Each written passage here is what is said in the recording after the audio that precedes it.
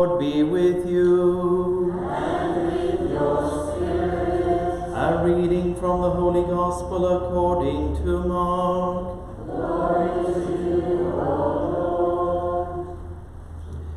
The beginning of the good news about Jesus Christ, the Son of God.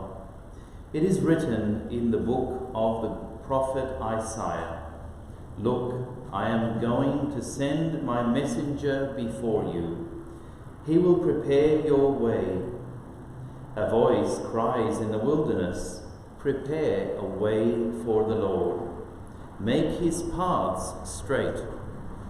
And so it was that John the Baptist appeared in the wilderness, proclaiming a baptism of repentance for the forgiveness of sins. All Judea and all the people of Jerusalem made their way to him. And as they were baptized by him in the river Jordan, they confessed their sins. John wore a garment of camel skin, and he lived on locusts and wild honey. In the course of his preaching, he said, "Someone is following me, someone who is more powerful than I am, and I am not fit to kneel down and undo the strap of his sandals. I have baptized you with water, but he will baptize you with the Holy Spirit." The Gospel of the Lord. Praise to you, Lord Jesus Christ.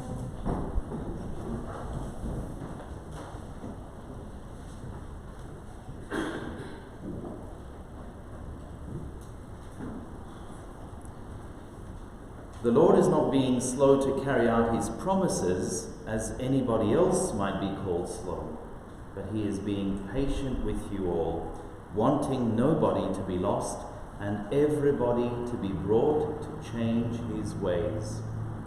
No one would disagree with that, but at the heart of all resistance to changing our ways, and I imagine we find some things easy to change, but the deeper things about ourselves that need to change, we find it hard. But the difficulty or the heart of all obstacles to change is always some kind, and I mean spiritual change, always some kind of selfishness.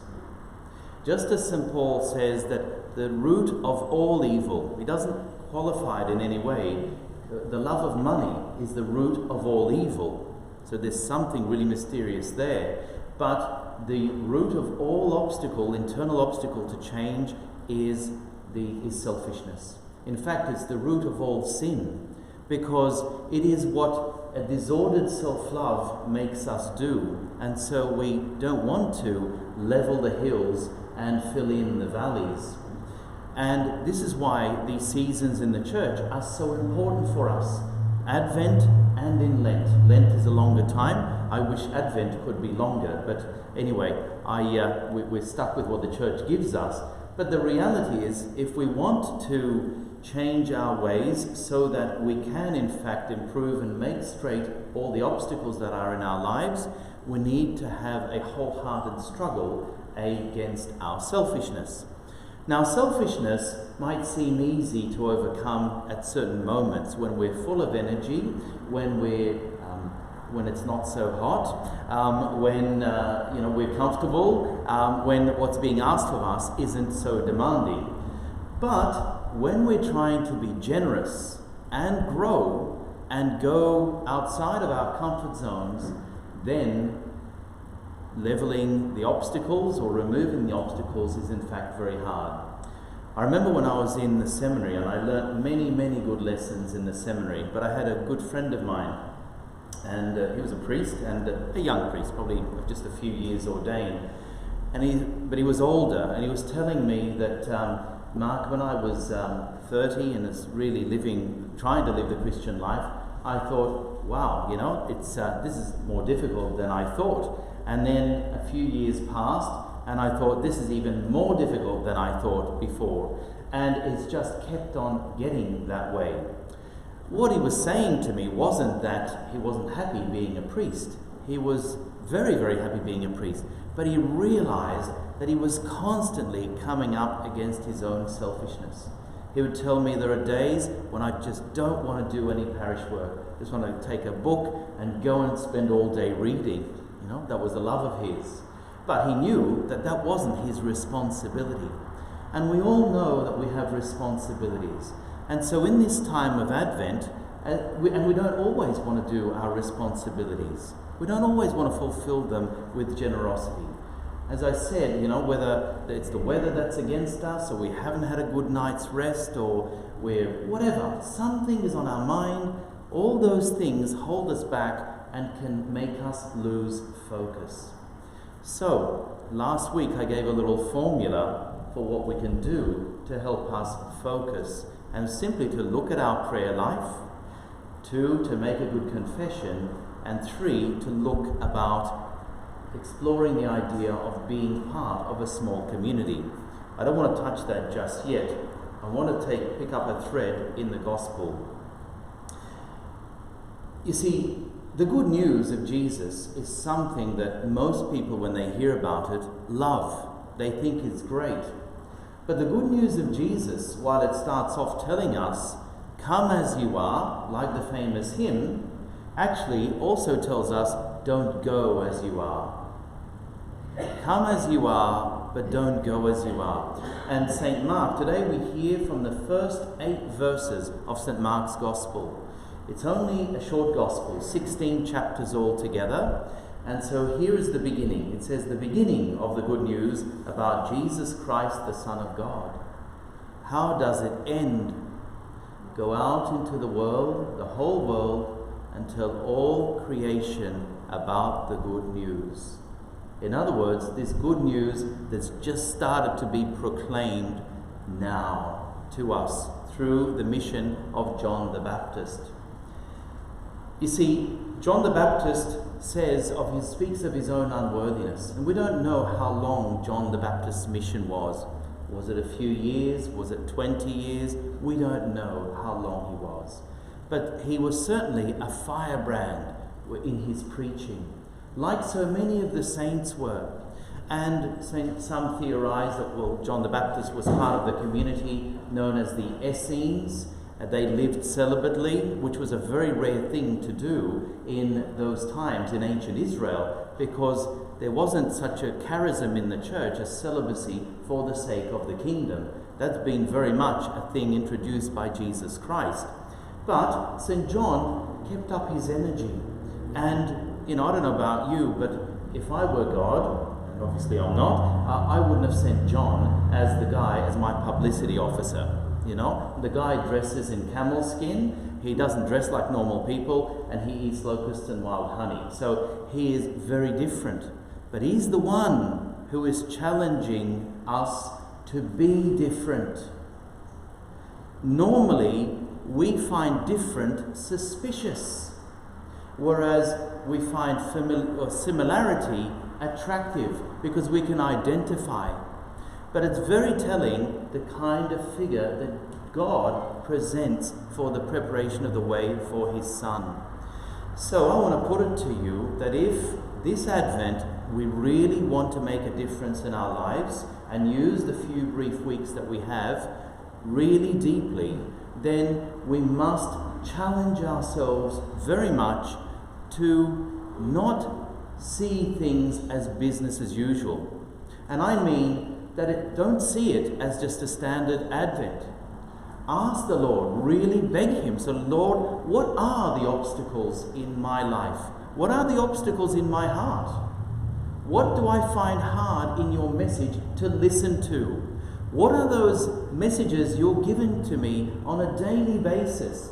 Perhaps hiding, as we say, in plain sight, in the midst of my own family and household, that I know aren't right and I know I should be doing something about, but I do not, because it's an effort, because it's a struggle, because it's going to lead to disagreement for whatever it is, right?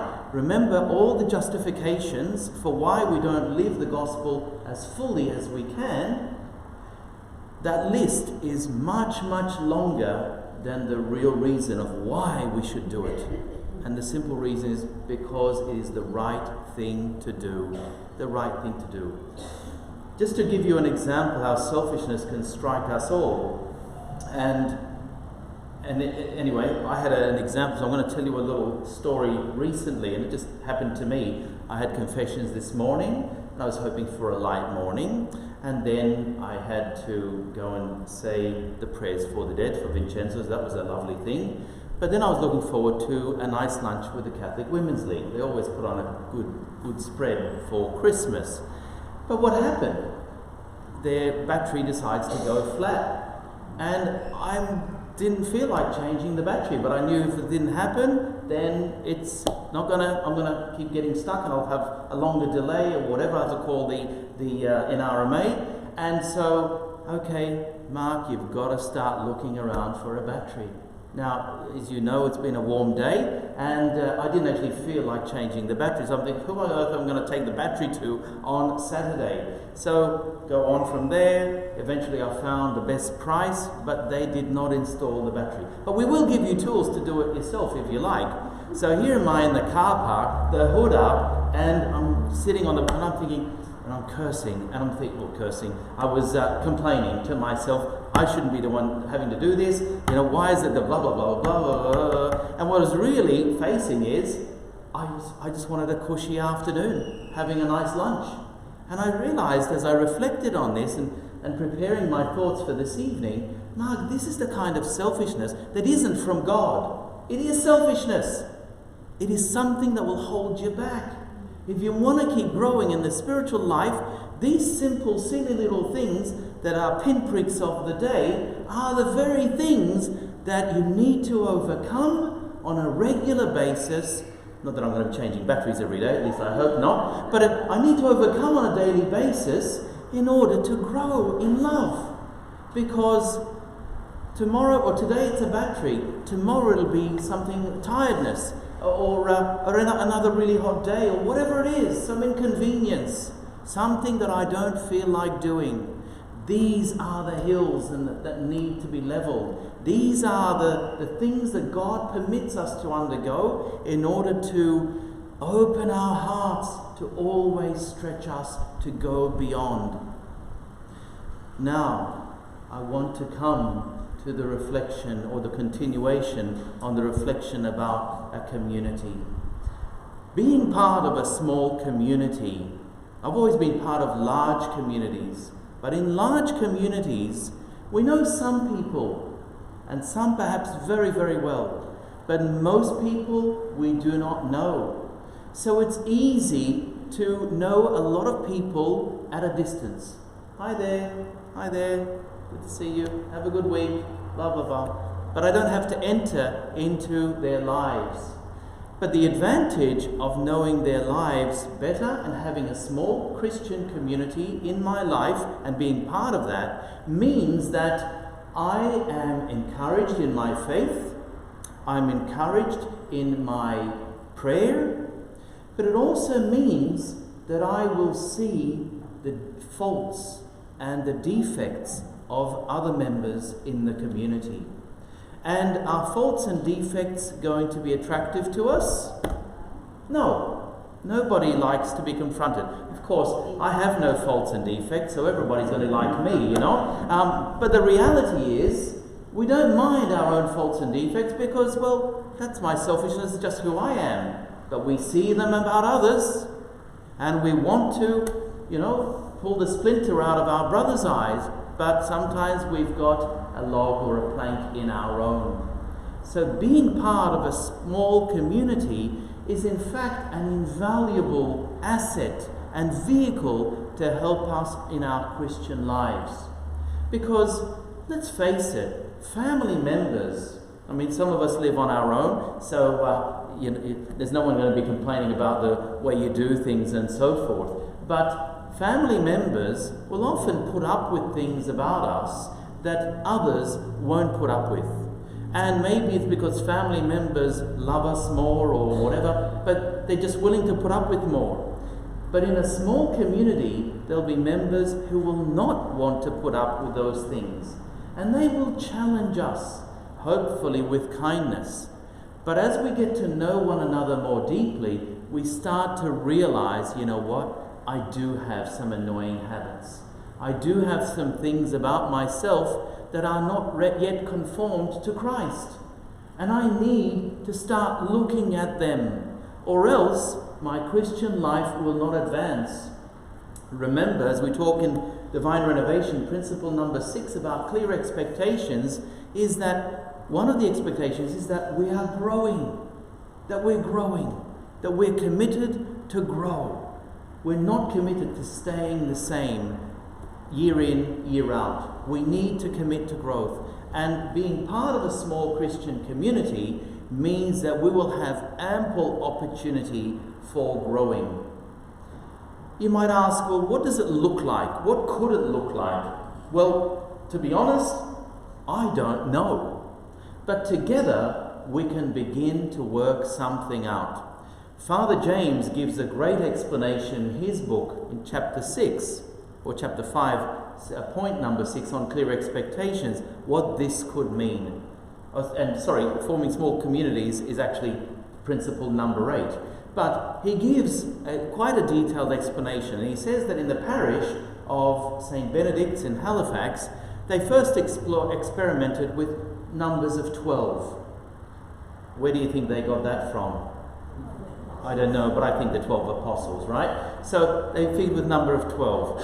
And then or 12, and 15, something like that. And then they realized that larger groups were actually better for a whole host of reasons. They found that a group of, say, 25 to 35 was better because if someone needs to leave the community for some good reason and join another community, then that person wasn't seen as being some kind of a traitor, because you're walking together, regularly, and you're getting to know one another, and you're part of the family. Why aren't you walking with us anymore? The question might rightly be asked.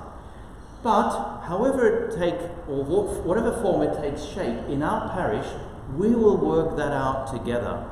But the idea is that we would meet in someone's house, and most houses, let's face it, are not big enough to have 25 to 35 people, although some do, and if that becomes an option, then fair enough.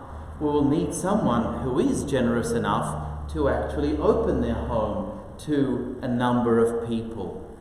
We will, though, in that, have to work out how often will we gather together. Again, Father James, in telling the story of his parish, talks about meeting every 2 weeks. Again, weekly would be too much, but 2 to 3 weeks could be a practical thing. To meet once a month would be too infrequent, too few, and the bonds that would normally form just wouldn't form.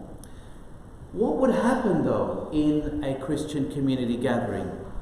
A similar pattern to what is happening in the Alpha evening gatherings together, where there's a simple meal, there's a film or some input, someone gives a testimony, and then a time of prayer and of sharing, or sharing first and then prayer.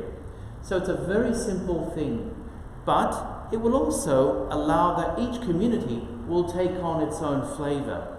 There will be a couple of people who will be assigned as responsibles for that community, and they will arrange the food and so forth amongst themselves. One community, for instance, may wish to study the Gospel of Mark in more detail. Fantastic, off you go. There are many resources for that. Another community might want to study some document of Vatican II. Another community that might be younger, for instance, might want to have tips on parenting and how we can have successful parenting in an era that is arguably the most difficult era in the history of the world in which to raise children. An era where the children are often raising their parents because they're telling parents what they can and can't do and what discipline they'll put up with and won't, and I have my rights and this and that. All the sorts of stuff that we know unravel much of family life. But that might be an area of interest to that particular community. And they might explore that for 10 sessions or for a whole year, whatever it is. There are so many resources available, and really good resources. So it becomes an opportunity, walking in a small community, to grow in our knowledge and understanding of the Christian life and of the Christian faith. And if we're growing in that knowledge by rubbing shoulders closely with others who are of like mind, but also of different mind, not only will we have our own rough edges rubbed off a little bit more, but also we will get to know our Lord Jesus Christ more profoundly. We will get to know him in his joyful face, but also in his sorrowful face, as we experience the pinpricks that human beings will bring out for us, and as we rub up against the defects of one another. So it becomes a very concrete path to move forward. And who knows, we can have days where one community and another can mix together. Tomorrow we will have a reunion of all the 3 Alpha communities that were formed essentially throughout this year. So potentially there could be something like 100+ people there at the gathering at Mount Warrigal. But you see, parish communities could equally be gathering together, again, from time to time. But the aim is that they're walking together. One last thought, and then I'll finish for today. One thing in a smaller Christian community is this: as we carry out the mission of Jesus and go and make disciples, and then introduce them to the sacraments, and then to catechize them and help and teach them to observe all that he has commanded us. But as we do this, what should we expect to happen to the size of our parish community? That we grow. That we grow. That's exactly what should happen. Now, real evangelization hasn't happened in most Catholic parishes and Protestant parishes around the Western world for decades, because we've just taken it for granted. People will come to church and so forth. And if there's anything positive that has happened in the last several decades, and things like COVID, and many positive things that have happened through COVID, is that it's actually shaken the tree. It's shaken the tree, and the low-lying fruit, or the fruit that wasn't hanging on so well, has fallen to the ground. On average, 30 to 40, some parishes 50% of the parishioners that were there before COVID hit have not returned to the church. And that should concern us. That should make us mindful on, wow, we really need to take this to heart, to go and make disciples. And I know some of you are scared stiff about speaking about your faith. I don't blame you. We live in a very secular and aggressive culture. But remember, the good news that we have to announce is a joyful news, a hopeful news, a news about redemption, about mercy. How many people we know who have no mercy in their lives, no hope, who are sad, and who have to plug up the holes in their lives by all sorts of placebos, things that don't really satisfy. And yet the joy of Jesus is what we have to bring to them. But as we grow through evangelization, then the chances are that sooner or later people will fall through the cracks. And what do I mean by that? I mean that if someone doesn't turn up for 1 week, okay, we'll notice. Because we're in small communities, and I don't mean we've all got to go to the same Mass, but we will know the people of our community, and we'll know more or less which Mass they go to.